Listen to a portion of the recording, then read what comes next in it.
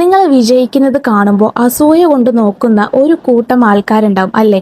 ബന്ധുക്കളായിരിക്കും കൂടുതൽ പേരും. ഇപ്പോൾ ഈ ഒരു കാര്യം പറയുമ്പോൾ നിങ്ങൾക്ക് ചിലരുടെ മുഖമൊക്കെ അങ്ങനെ ഓർമ്മ വന്നിട്ടുണ്ടാവും അല്ലേ? ഈ വീഡിയോ അയച്ചു കൊടുക്കണം എന്ന് തോന്നും, പക്ഷെ അയച്ചു കൊടുക്കരുത്.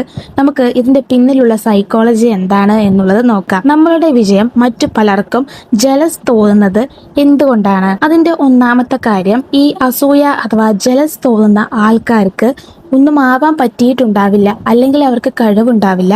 അവർ ചെറുതായി പോകുന്നത് അവർക്ക് കാണാൻ പറ്റില്ല. നിങ്ങൾ വിജയിക്കുമ്പോൾ ഓട്ടോമാറ്റിക്കലി അവർക്ക് അസൂയ തോന്നുന്നത് അവരുടെ ഉള്ളിലുള്ള ഇൻസെക്യൂരിറ്റി പുറത്തു വരുമ്പോഴാണ്. അവരുടെ ഇൻസെക്യൂരിറ്റി എന്ന് പറയുന്നത് അവർക്കൊന്നും ആവാൻ പറ്റിയില്ല, അല്ലെങ്കിൽ അവർക്ക് കഴിവില്ല, അവര് സക്സസ് ആയിട്ടില്ല എന്നുള്ളൊരു സംഭവമാണ്. നമ്മൾ ചിലപ്പോൾ വിചാരിക്കാത്ത ആൾക്കാരായിരിക്കും നമ്മളുടെ സക്സസ് കണ്ട് ജലസ് അടിക്കുന്നുണ്ടാവുക.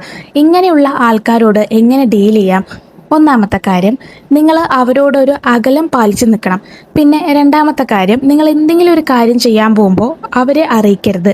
അവരിൽ നിന്നും മാക്സിമം ഈ കാര്യങ്ങളൊക്കെ ഹൈഡ് ചെയ്ത് വെക്കാൻ നോക്കുക. മൂന്നാമത്തെ കാര്യം, എന്ത് കാര്യം നടക്കുമ്പോഴും നിങ്ങൾ മാക്സിമം ക്ലോസ് സർക്കിളിലുള്ള ആൾക്കാരോട് പറയുക.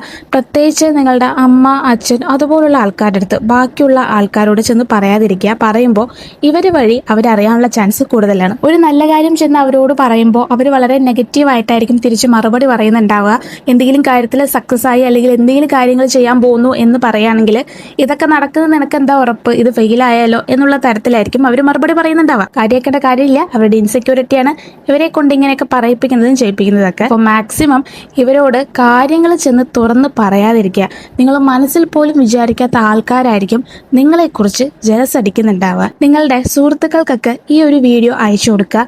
ഈ ഒരു കാര്യം നിങ്ങൾ മനസ്സിലാക്കേണ്ടതുണ്ട്. നിങ്ങളുടെ സർക്കിൾസ് വളരെ സ്മോൾ ആണെന്നുണ്ടെങ്കിൽ ഏറ്റവും നല്ലത് എല്ലാവരോടും ഓപ്പൺ ആയിട്ട് എല്ലാ കാര്യങ്ങളും ഷെയർ ചെയ്യാതിരിക്കുക. ഇനി അടുത്ത വീഡിയോ ആയിട്ട് ഞാൻ വരുന്നതാണ്. ഈ കാര്യങ്ങളൊക്കെ നിങ്ങൾക്ക് കേൾക്കുമ്പോൾ ഒരാളെ മനസ്സിൽ വന്നിട്ടുണ്ടാവും അല്ലേ?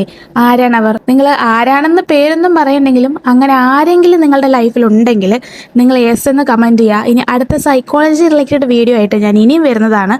ചാനൽ സബ്സ്ക്രൈബ് ചെയ്യുക, വീഡിയോയ്ക്ക് ലൈക്ക് ചെയ്യുക, കമൻറ്റ് ചെയ്യുക. ബൈ.